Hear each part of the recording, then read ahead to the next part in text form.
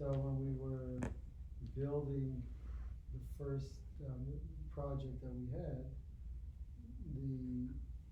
we started hearing, we were doing everything, so we had all the clearances from the government, but we were hearing grumblings from the community.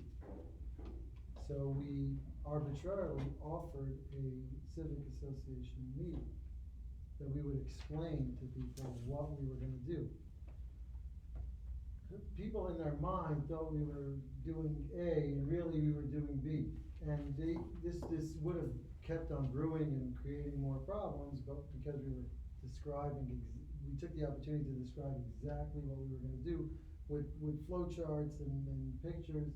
So people left there comforted, and they also felt a little empowered that we brought them in to let them know this wasn't legally mandated, but it was a goodwill, and also it turns out not just goodwill, it helped us take away things that could have been, people could always make problems, just like you could lobby for something, you could lobby against something. And we needed to avoid that, and it worked out very well.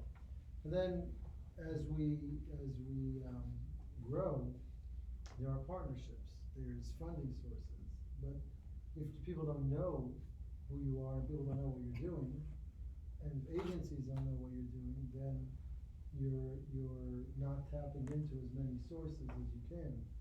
So now we take our little extra efforts to bring, whether it be county people or state people, or in some cases federal resources, to let them know what we're doing.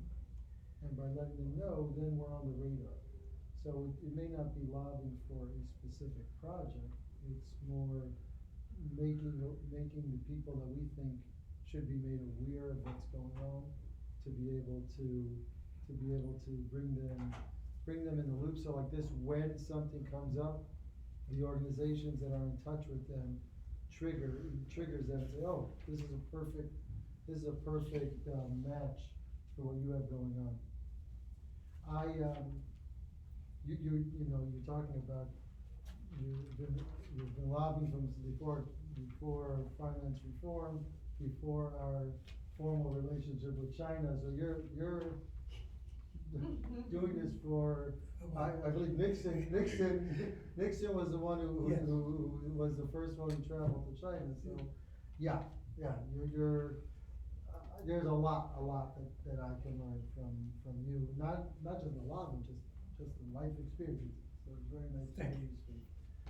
And I look forward if somebody would have questions and later on, but for now, that's my brief introduction.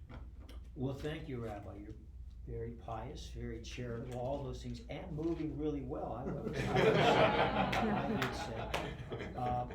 And before we get to Michael Caputo, because it's gonna be a discussion that will definitely talk about, well, whether lobbying laws are being weaponized in this country.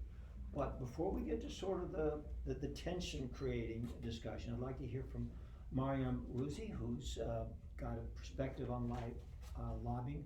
I think among your expertise